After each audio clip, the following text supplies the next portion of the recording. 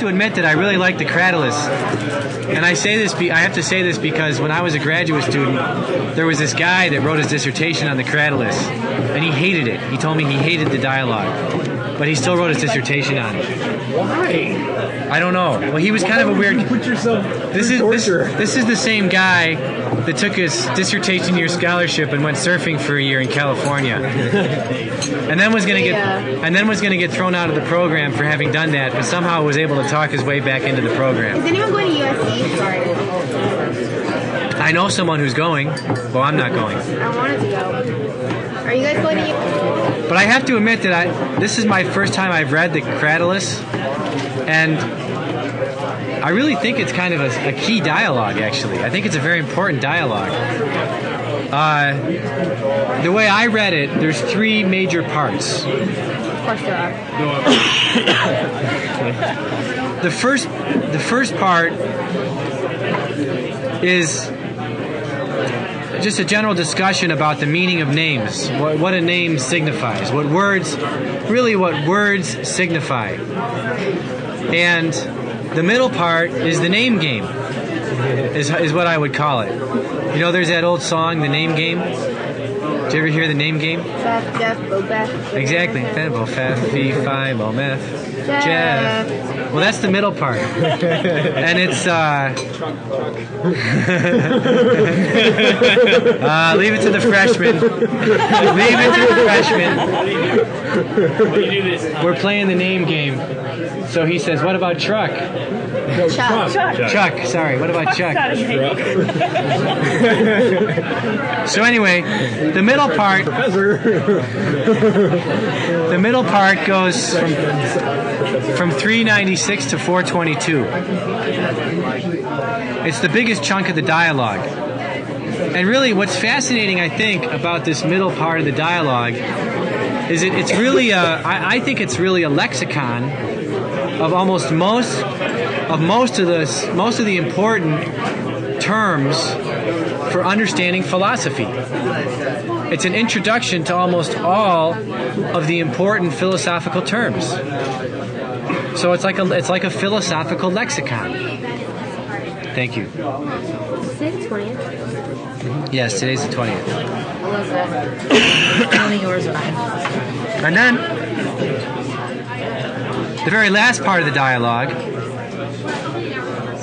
is another reflection on names, but it's also a reflection on relativism. I mean, it's a reflection on relativism and Heraclitus, and whether or not in the end there is being, whether there is a reality by which we can judge everything that is.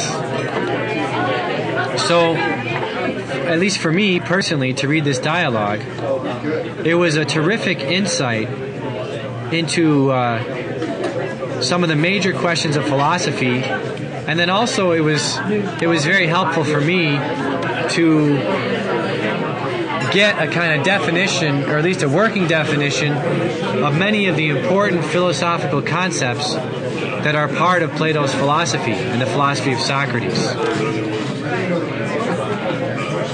Yeah. So I think another point, just to think about the dialogue in terms of the overall order of the dialogues.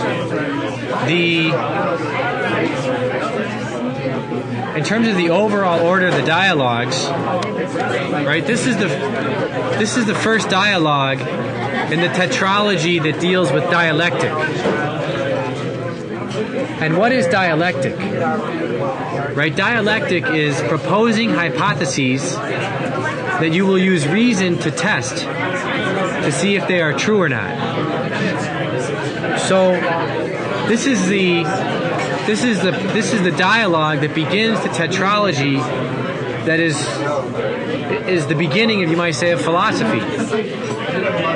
Many of in the first, I guess it'd be in the first three tetralogies, or in the first four tetralogies, many of the dialogues are raising questions, or they might be establishing concepts that are important to account for in order to prepare one for philosophy. But this is the dialogue where he starts to propose his hypotheses, the statements that he'll want to test throughout the rest of this tetralogy and then throughout the remainder of the tetralogies.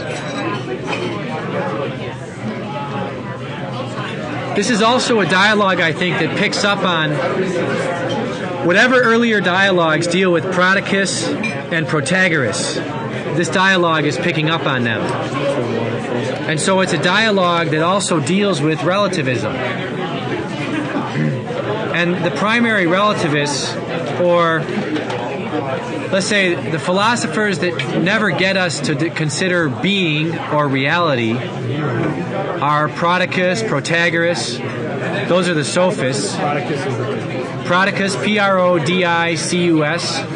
and Protagoras, Protagoras. Right? Those are the sophists. Those are the sophists who basically think that whatever reality is, it's limited to names. And he who controls the meanings of words controls power, controls. He who can name words is the one who names morality. And then Heraclitus and Anaxagoras, they are the pre-Socratic philosophers that, in the end, while they're good in some respects, and they propose problems that are interesting for us to consider, neither of them. Heraclitus ultimately says that there's no being.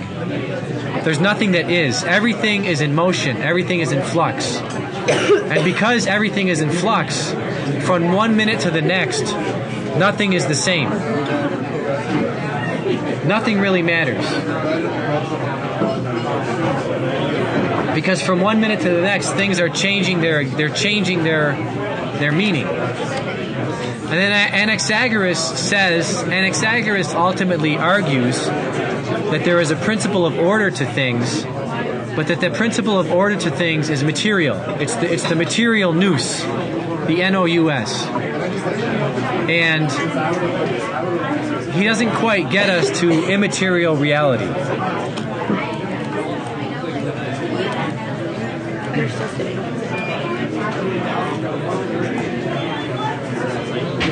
And I think this dialogue is the start of trying to challenge Prodicus and Protagoras, and also Heraclitus and Anaxagoras. And I was so lazy this weekend, I didn't use my book that I bought on I think I bought it. I got it on a discount though. On the names of the various characters, I didn't even look at it. So I didn't look up Hermogenes and Cratylus. I probably should have, so I'm very sorry. I'm just a slacker professor. Yes, you're right. By the way, a little commercial announcement before we dive in. I started a blog. And I called it Revolutionary Cafe. So, are you trying to get the philosophy department to hate you? And I'm gonna create a link on the Liberation Philosophy website to the blog. When will the Liberation Philosophy website be working? Supposedly last weekend, but the guy didn't put it up, so I'm gonna have to call him tomorrow and find out.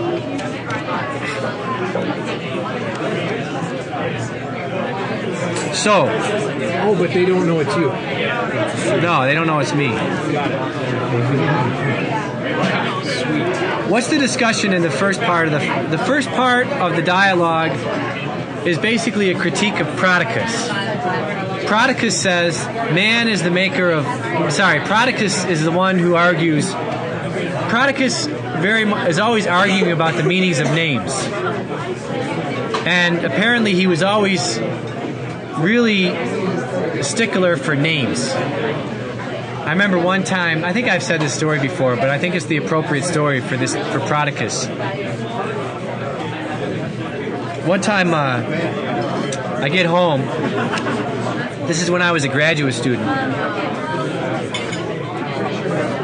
And I was being hammered by my directors for some reason. And so my self-confidence was low. And I got home. And our cook, Sadie. She saw me and she said, "Come here, child, I want to see you." So I said, "Okay, Sadie." So Sadie says, "Are you a philosopher?" And I said, "Well, yeah, I'm training to be a philosopher. I'm here in graduate school. I'm training to be a philosopher." And she kind of said, she had kind of a grumpy face on. And then she said, "Are you sure you're a philosopher?" And I said, "Well, yeah, Sadie. I mean, I think I'm a philosopher. I mean, I'm trying to..." And then she said a third time, "Are you sure you're a philosopher?" And I said, "Well, yeah, I'm a philosopher, Sadie. I'm a philosopher." And then she said, "Well, you don't act like a philosopher to me." I said, "What do you mean?" She says, "You're not right all the time." She says, all you philosophers, all these philosophers that come down here, they're always correcting people on the words that they use. And then she says, "Don't you understand that there's a Webster's dictionary?" And I said, "Yeah, there's a And don't you understand there's a New World Dictionary?" And I said, "Yeah." "And do they use the same definitions of all the words?" And I said, "Well, no, not exactly, but they mean the same thing, don't they?" "Well, yeah." And she said, "Well, you tell those philosophers to stop all the picking on the names all the time and that they got to let somebody else be right once in a while." So that's Prodicus. Right? Prodicus was someone who was always picking about names. And really, the ultimate point of the position of Prodicus is that the man who has power is the man who can determine what names mean in a given culture. The words don't have any meaning beyond the culture in which they're used. So names don't tell us anything, or words don't tell us anything about the nature of a thing.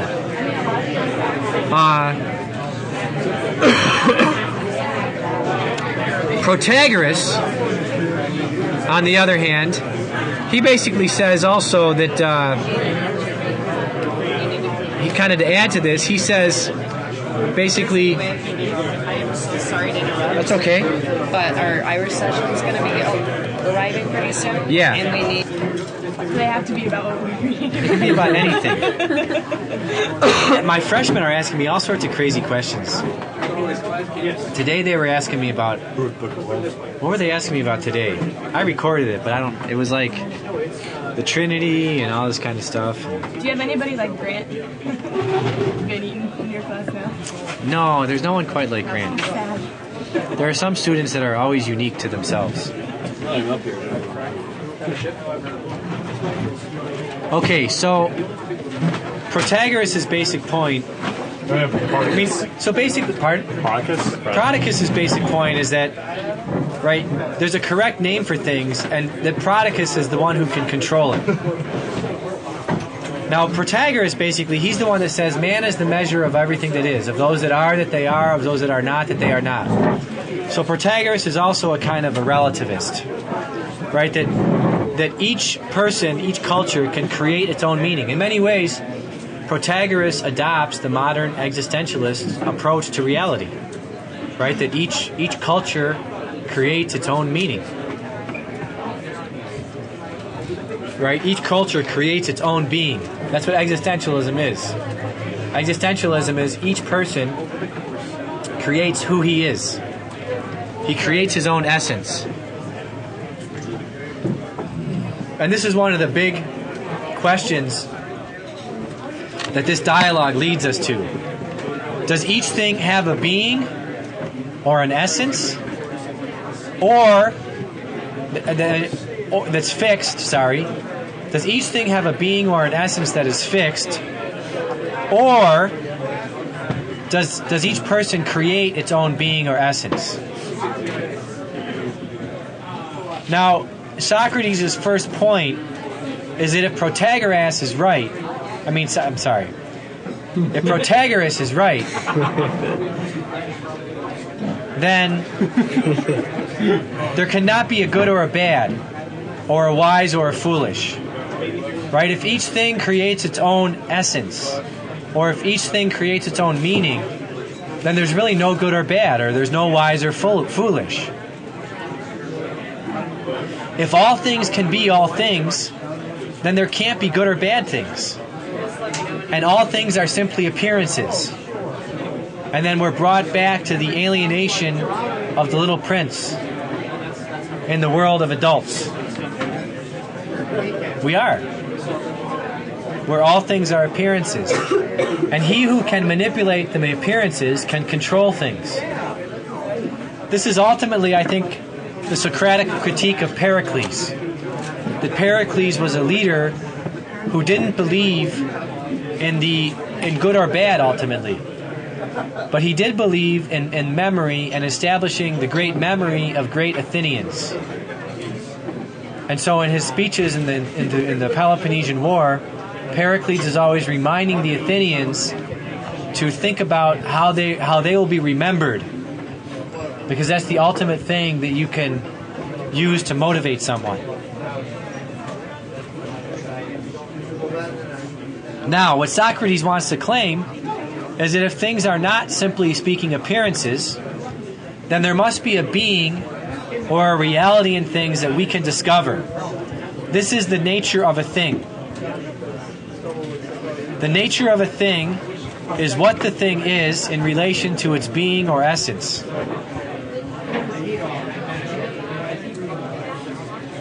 And if something has a nature, then it has an action which corresponds to its nature.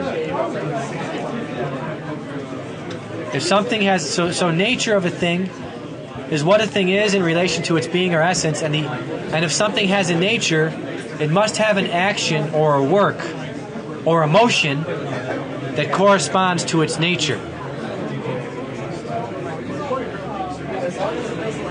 And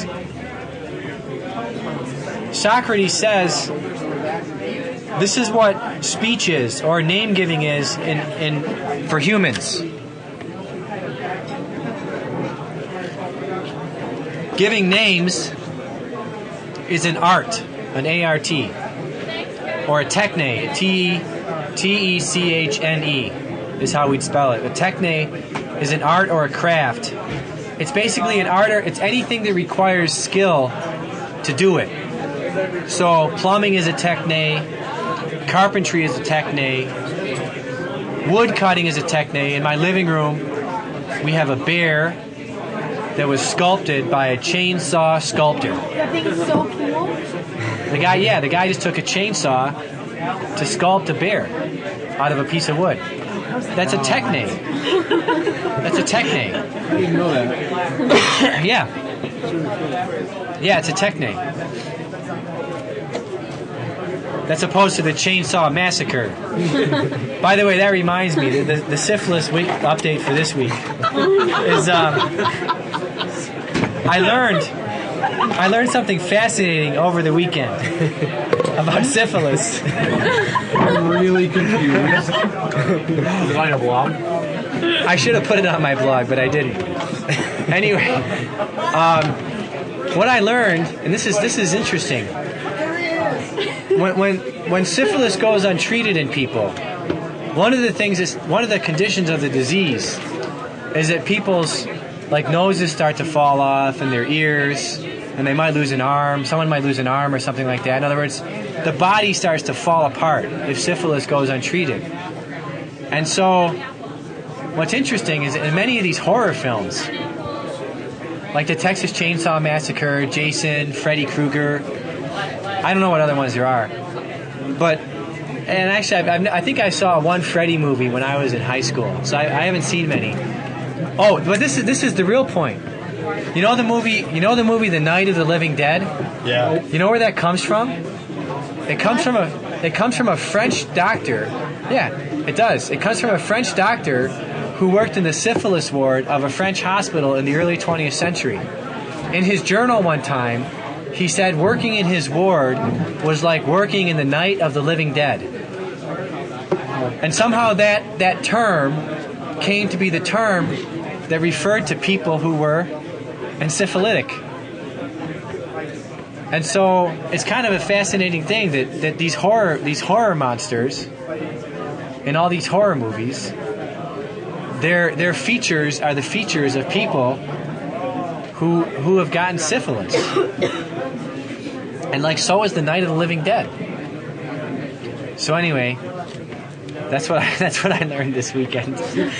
How did this tie into an art requiring Anything? skill? Well, no, it just reminded me that it's just the Chainsaw Massacre thing. Oh, right. The chainsaw. The But then also making horror films is an art, Out of reality. right? It's an art of trying to imitate something, and you're imitating the thing where that's an indirect reference to the thing. There's three things removed from the truth, right? Yeah, Jeff is very good at art. I don't know. Well, most Indirect references. a philosopher should be actually. I think ultimately philosophy, in addition to being a science, is also an art. It's a kind of techne.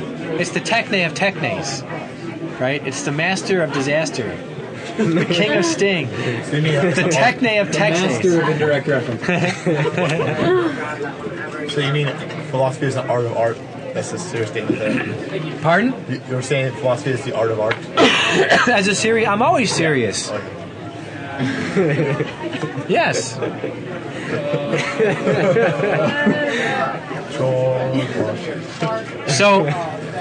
So just as cutting a piece of wood or cutting people up in slasher films is a kind of art, so too, see that's the other analogy, cutting, right? So too is naming things. It's an art. And just as you could cut things or paint things well or poorly in a way that somehow reveals the truth about things, so too there must be a kind of speech or a naming of things that is appropriate to the true and the false.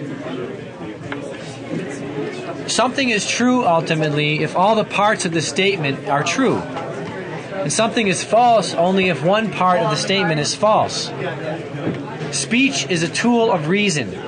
It's a way by which we name things. And there's a craft to naming things. And there are craftsmen. So the leaders, or the teacher, or the philosopher, he is the one who has the power to name things. And I would say that's a power that academics have, or at least some have, right? The power to name things. We all, this is the way we live, we all accept words that indicate concepts or categories by which we interpret reality.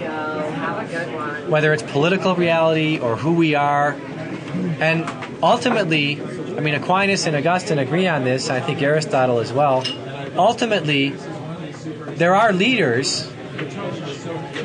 It's not that there should be leaders, it's that there are leaders. Ultimately, there are leaders who have a power or a capacity to set people's categories. Right? So Jesus Christ was that kind of a leader. He was that kind of a teacher. He could set categories. So was Muhammad. So was Martin Luther. So was Martin Luther King. Would these be similar to like the metrons you're talking about in intro? Yeah, in other words, they can set the standard by which we judge behavior. Not everybody can be a leader, but there are people who are leaders. I don't think he means this by the fact that Plato thinks that somehow Plato, or one of his students has a right to power. I think he means it more almost in what we would call a sociological sense. Just that if you observe society over time, you will see that there are leaders.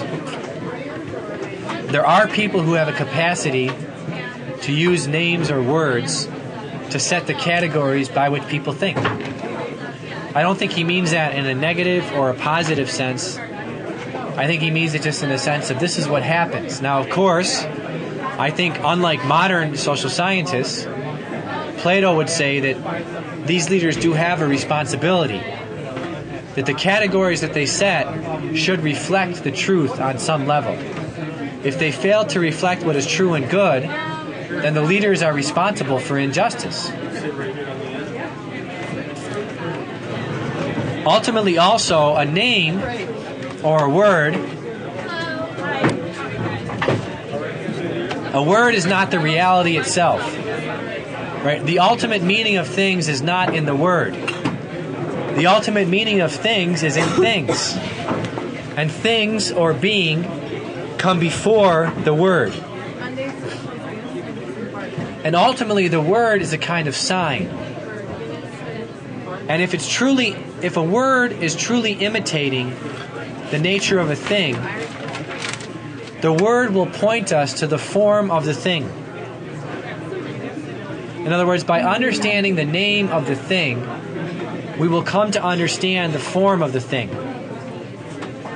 So, names, while they're not the ultimate reality of things, they're also not relative. If what Protagoras or Prodicus, if what they say is true, then ultimately life is governed by secret conspiracies. It's governed by, and these words are used in the dialogue, it's governed by men or women who develop esoteric and exoteric meanings. Right? The esoteric, E-S-O-T-E-R-I-C, the esoteric meaning is the meaning for the inner group. The exoteric meaning is the meaning for everybody on the outside of the group. Okay, so 2 Semitic carbonate. And this idea of there being an esoteric and an exoteric meaning, that's the way that all cabals, conspiracies, revolutions, subversive activity, that's the way it always works. The small group develops a language for itself, which is its internal language. Can we have some chips, maybe? Yeah. 2 things of chips. The group develops an internal language for itself, which is what it really means. And then it develops an external language for the way it deals with the people it wants to take over. This is how revolutions started to get started in Spain in the 7th and 8th century, and then again in the 12th and 13th centuries. It's how revolutionary activity began with the Albigensians in the 10th and 11th century in southern France. It's how the French Revolution started. It's how the Russian Revolution started. And it's still how many political groups operate, even in the U.S. In the first part of the Republic, if you remember, Glaucon and Adeimantus say to Socrates, if there's no justice, we might as well set up secret salons where we plot revolutions and plot ways to take over society, right? That's one of the formulas for revolutionary activity.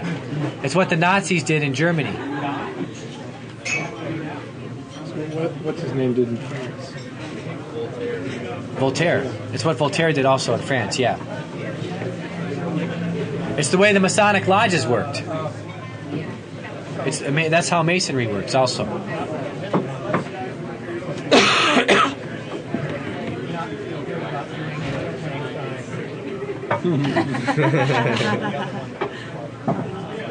But for Socrates, ultimately names are not relative. They're not arbitrary. Ultimately names should be set by dialecticians.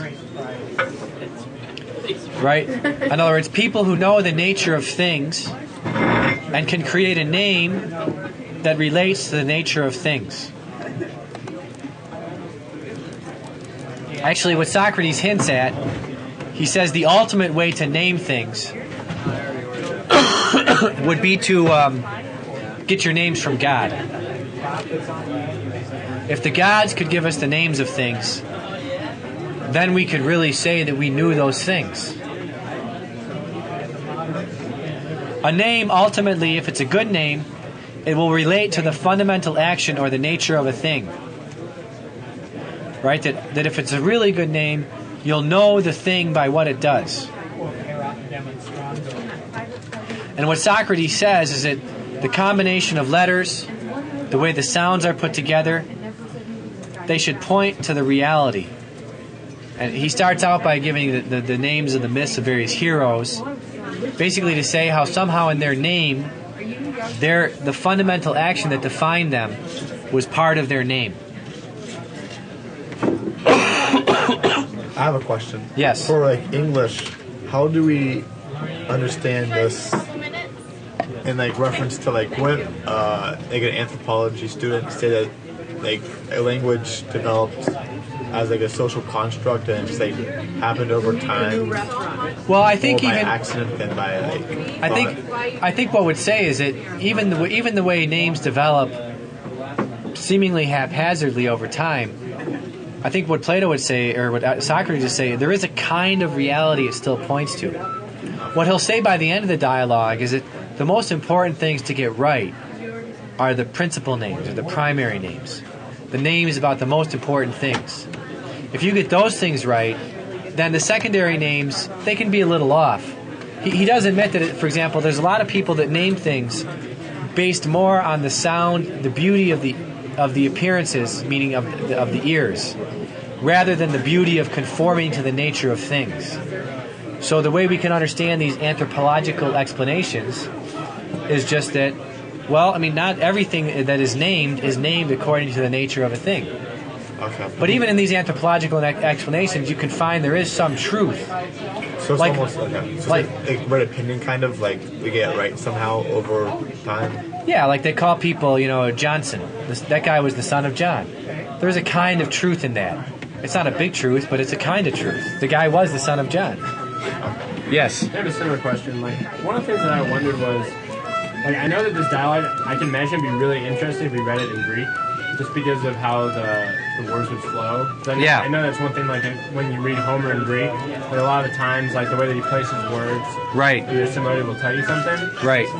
Like, it just seemed that in some cases, like, when he was going through, like, using flowing through, and that is, like, the basis of a lot of these words, that isn't it really just defining something with, like, another kind of definition, like going in a circle? Well, I think his argument there was that, I think his only point was that the vocal sound somehow corresponds to the motion. And that he even says at some point we have to stop. I think he admits, if we don't stop, we'll just go in circles. So at some point we have to stop and we have to say, this is what the reality is, and we got to proceed from there. Because, like, what he was doing was, he essentially was, like, breaking down these words, and then, like, when he did get to these very basic things, he started looking at letters, and there was just, like, well, it's probably from a foreign source that we don't know, or it's Right. too old. And Right. I didn't know if, like, the whole meaning of, like, him going through these explanations was just to get to his later principle that he just really went through, like, 40 pages to get through. Well, I think the point was, on the one hand, he is trying to give us the definitions of a lot of the primary things. At one point he does say, well, we could say we get our names from the gods, and we could say we get our names from foreigners. But he says, and this might work for a lot of things, but I think there's a hint there in the dialogue that he says we should try to ultimately, though, get our names from the being or the reality of the thing. And somehow these primary sounds, they should be reflective of the being of the reality of the thing. He says it at the very end. Yeah, he also says it at the end. In other words, I think also he says, if you think about it, one of the other famous problems of the pre-Socratics was the problem of having an infinite series of progression or motions back to a beginning, where you could always cut things off, get them smaller and smaller and smaller and smaller. And I think he's aware of that problem, because it seems like in this dialogue he starts to bring out more of the philosophical problems that the pre-Socratics pose. And I think he's arguing that, like, for example, against Zeno. Was it Zeno? Zeno's paradox? Yeah, Zeno. In other words, that you can just keep going back and back and back and back and back. I think he's saying at some point you have to say, well, being is, and we at least got to get the primary words right that reflect being, and then the other words, well, we don't, we could say they come from different sources or not. We don't need to worry about them as much. But the primary words we got to try to get right. I don't know if that answers your question. So does he really think that, say, like, I kind of forget the exact ones, but like that. No, I'm sorry. Actually, no. He doesn't really think. If I've said your question wrong, I don't think he thinks that the meaning is in the sounds. Right? The meaning is in the meaning. At some point, he says. I think at some point he even says. At some point, language stops, and we contemplate the thing. So, in other words, we don't get the meaning from the language. We get the meaning from the thing, and the thing is prior than the language. So even these little sounds, and the whatever it is, right? Even those things are us. Even those things are signs trying to imitate the being of the thing.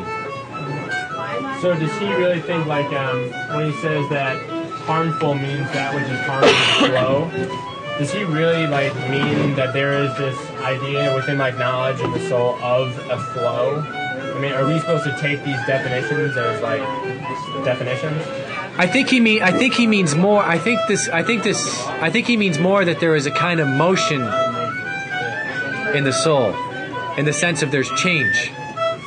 Flow, I think if we were to go look at the Greek, it would be the word would be more. It would have something more to do with change, and not so much flow. Because one of the features of everything that is, see, this is the problem that Heraclitus poses. Everything that is, in as much as it seems to change, and so it seems like sometimes it's flow or flux to things.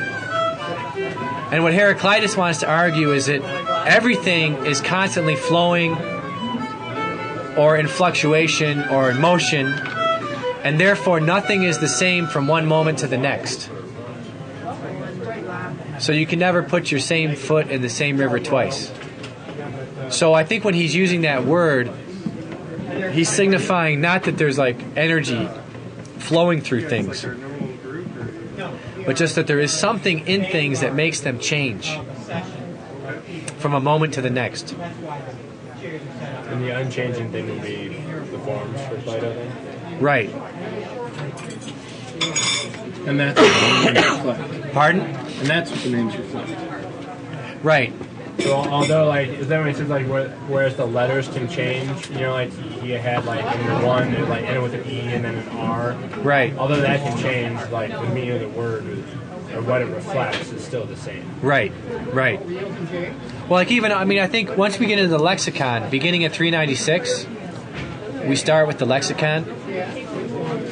I think all these names in the lexicon, even that he's getting from the gods, he's not really speaking about the gods, right? The gods themselves are a word that is pointing to a reality, right? So Zeus is the cause of all creatures. There has to be a cause of all things that are. Cronus, the words of Cronus lead us to there's something by which we get pure and clear understanding of things. Uranus, right, means that we can look at things that are above human sensible vision.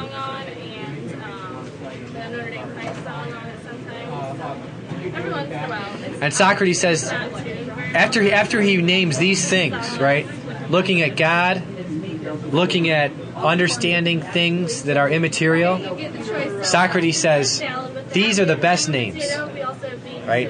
Whatever are the things that name those things that always are, the highest things, the gods, the stars, and the heavens, those are the best names. And one feature, though, of some of the highest things, he says, is that they're in motion. In other words, one feature of everything that is, in as much as it is that it moves. And when he doesn't mean just here movement in the sense of physical movement, he means movement, I think, in the sense of change. There's a way in which souls can change. For example, someone could, maybe just in our own times, we could say someone could change just in the disposition they have with respect to another person. Right? That's a sign of a change in the soul. Yes. Turn the humidifier off for a few minutes. So, okay. Is he kind of saying that? Well, I have two questions that are completely unrelated. So is he kind of saying that, like, it doesn't matter if your word for the gods is gods or theos or whatever, but what matters is what, given like the first like atomic words or sounds, then your language becomes eternally coherent and reflective of the reality of things from that point on. Is that kind of what he's saying? Yeah. Okay, so he's not saying that there's a problem that there are multiple languages. No. But he is saying that there's a problem when language is twisted to, given the basic principles of language, that it doesn't reflect the way things are. It doesn't reflect reality. Okay. Yeah. So it's okay that it's relativist in that our word for gods are different, but as long as we use that atomic word in language to because you got your Webster's dictionary and you got your New World Dictionary, and they both give different definitions, but they mean the same thing. Okay. They point to the same reality. So it's just what Sadie says. So to some degree, cultures do determine the meaning of words. Yeah. But they do not determine the thing that the words represent? Yeah. Right. That's what voila. It means when he says the word is not the reality in itself. The word is a sign that points to the reality. So it's relativist in a sense, but not really. Exactly. Well, just like painting. Right? He uses painting as the example. That painting, especially for Europe, more so for Europeans than for Americans, I think. Did I tell you about my experience in New York? Did I say that last week? When I went to the Metropolitan Museum of Art? It's kind of interesting to look at. I think this is just a broad generalization, and so it probably is not going to be that helpful, but I think one feature of European painting is that European painting, even European movies, are primarily symbolic. They're always meant to represent something. They're pointing to something. Like when I was in Paris this summer, we were in the museum, and we saw this one painting which was pretty funny by this guy. It was like the court of France, but he painted everybody to be like a child, right?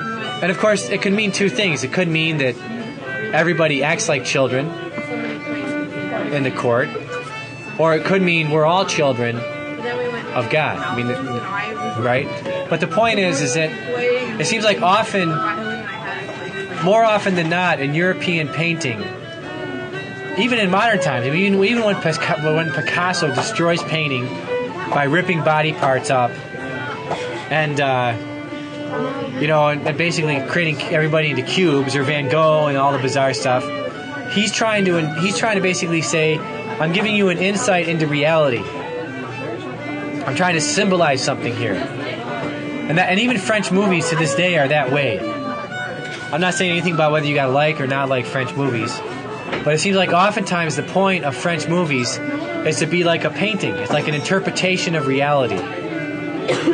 Now, it seems to me, more often than, at least when I went through American painting, the first 100 years of American painting are all portraits with a black background and then a puritanical person in the foreground with black clothes and a white face. And so it's very stoic. And light reflecting off their forehead. Yeah. So it's very stoic, and there's very little symbolism there. It's just, well, this is just who I am. I'm just, Mr. Duty or Mrs. Duty. And the painting after the Stoics is just landscape. But what's the purpose of what do people say when they look at landscapes? They said, "Oh, that's so beautiful," or in other words, that gives me, the idea usually is, well, that gives me pleasure. It pleases me to look at that. And then after landscapes, then you start to get landscapes with cowboys in them shooting Indians, right, or lynching people, or something like that. In other words, then you get landscapes with action. And then you get more. So American painting tends to be either stoic or pleasure, right? The two extremes. But it's less common in American painting to find a painter who paints trying to tell a story or a symbolic story through his painting. I think for Plato, the European understanding of painting is more closer to what words are. Right? Words can point us to the thing, to reality. They can do it poorly or they can do it well. Why doesn't he simply point out that language cannot be relativistic or relativist because its purpose is to communicate. And if it's relative, then nothing is communicated. I think that's the last section of the dialogue. The whole discussion of knowledge and Heraclitus. I think that's what he goes into in the very last section.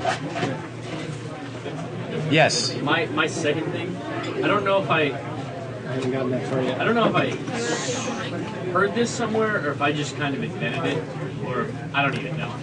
I think I heard it somewhere, but I don't know where I heard it. But I think somebody told me that there's like, when you're learning languages, you like start out with just your native language, right? And then your next step is where you learn the definitions of a second language or a third language or something. Right. And the third step is where you actually get to think in the other language. And then there's like this next tier where like you have to learn several languages to get there, where you don't even think in a language. You think completely abstracted of language, and language is a tool at that point, just in your cognitive process. Interesting. I don't know if can you speak on that, if that's at all like, it seems like that's relevant here. Well, it sounds pretty good to me. But it would seem to confirm what Plato is saying. About the contemplation of forms. Yeah. And knowing That ultimately, now if you're a sophist, again, if you're a sophist, you'll take anything and screw it up. But, no, well, it's true. It's true. But it sounds to me like what you're saying is the way by which we can eventually understand language as a creation that helps us understand being. Yeah. And then from being, we can understand things. Kind of like the analogy of the line applied to language. Yeah. Yeah. Analogy of the line. I missed that one on the final. But yeah. I wish I could do that. But you got pretty much everything else, so. Understand concepts abstracted of words. That'd be tremendous. So, well, you're going to have to learn several languages, though, to figure it out. Yeah, I know. Yes, Chris. So just as my last question, like going to the sophists, like where they believe that he who controls the meaning of words is power.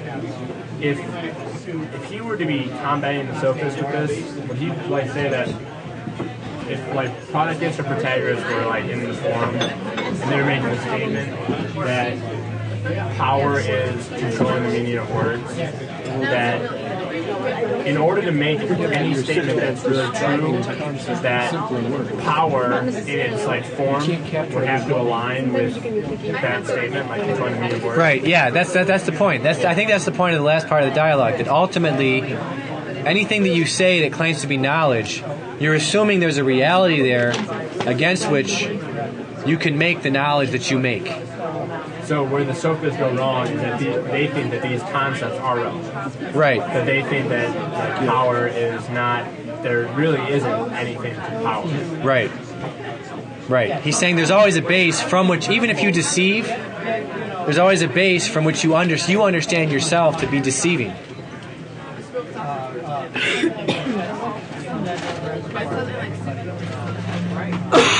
So I'm not going to give all the definitions because it would be tedious, but I'm just going to give some of the major ones.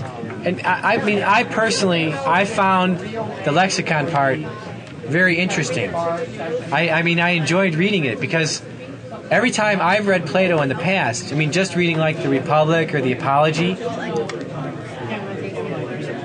I always end up asking myself, well, what would he really mean by this word? Or what would he really mean by this other word? And then in this kind of lexicon that he goes through in the Cratylus, he gives a kind of good basic working definition of all the words. Pretty much all the words that are important for Platonic for philosophy to help us understand things. Now, of course, probably Aristotle and Augustine, and like another problem that a lot of people have, another problem a lot of students have, for example, when they're faced with the proof for the existence of God based on motion. I think a lot of times they end up asking, well, where does this idea of motion come from? Like, what do you mean by motion? Well, he uses it so much in this dialogue, at least I personally kind of started to sense that I got a sense of what motion is. I mean, it came more clearer to me after reading this dialogue.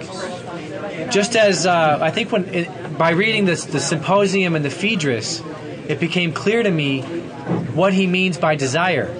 It just became more clear to me in reading these things. So for example, a human, right? A human is one who, when he sees something, observes it closely and reasons about it.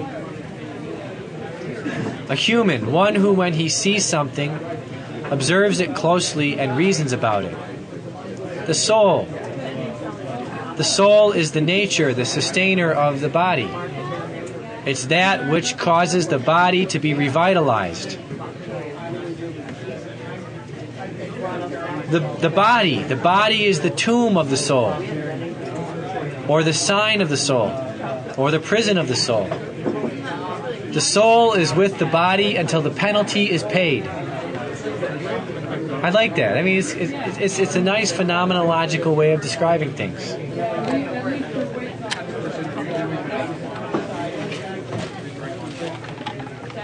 Ultimately, being is the first principle of things.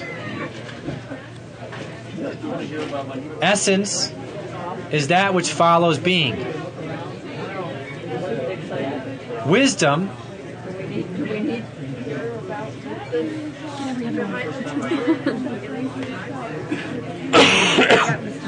wisdom is not, basically Heraclitus is one of his big opponents in this dialogue.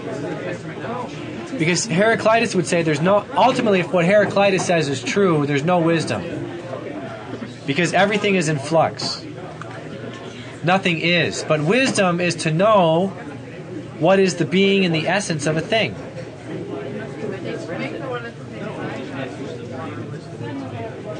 Earth. Earth is like shackles. We are kept on earth by fear. Wealth. What is wealth? Wealth is fear of the invisible. In other words, wealth, the desire for wealth and money making leads us to fear death. And if you think about that experientially, like a lot of fathers who spend their whole life making money for their children, as they approach death, they start to have many regrets that they neglected their children. Right? Our desires, any of our desires, if we give in to them, they will shackle us. And what is Hades? Hades, or hell, right? It is that which tries to bind us to our desires. Hades is the perfect sophist. The devil is the perfect sophist who can bind us to our desires, and in doing so prevents us from looking up to the heavens. The first way the sophist tempts us is by wealth. Once we are freed from our bodies, we can desire virtue and beautiful things. Many people fear wisdom, but those who overcome fear and desire, they can comprehend wisdom and they can follow true beauty. Beauty, by the way, is not physical beauty. Beauty is wisdom. Right? Beauty is true wisdom. What is Apollo? Apollo is pain. Pain which purifies man. Pathos mathos. Right? It's pain which purifies man by washing away his impurities. There's a good kind of pain or sacrifice. Our movements, our emotions, which are movements of our soul, and our physical movements, they tend to lead to disharmony. Pain is a kind of purification that brings all of our motion back into harmony. So examples of that would be like fasting. Yeah, fasting. Well, for example, if you think of your body, even if your body has defects in it, if you run and exercise and do the right exercises and stretches, your body returns to a good form in the most simplest of ways. Yeah. The souls who pursue wisdom are the philosophers. The philosophers are they, I'm just quoting really from the dialogue here, the philosophers are those who investigate things gently. Isn't there that song? You could almost turn this part into that song from the Phantom of the Opera. The music of the night, right? So good. Gently, soundly, orderly as virgins, and with virtue while drinking wine. I'm gonna watch that when I get home. I'm watching it Wednesday night. Phantom of the Opera, yeah. Dang it. Can you watch it night earlier? Yeah, Tuesday night? Yeah, so we can see. that would be awesome. I'm gonna call up my family and be like, sorry, not coming over. I have to watch Plato. No, but those are the maybe that's what we could do for our final class. We could watch a movie. We could go see the Smokin' movie On my birthday. on Andrew's birthday. Whoa. There's also a song by Boston called Smokin'. So we could play the song on the way to the movie. So Or we can all go to CJ's on Wednesday. Really good. this Wednesday, a week from Wednesday. What's that? What's going to happen? CJ's is Evan what? Flo's gonna play. Is that your band? Oh, that's a good name for a band. CJ's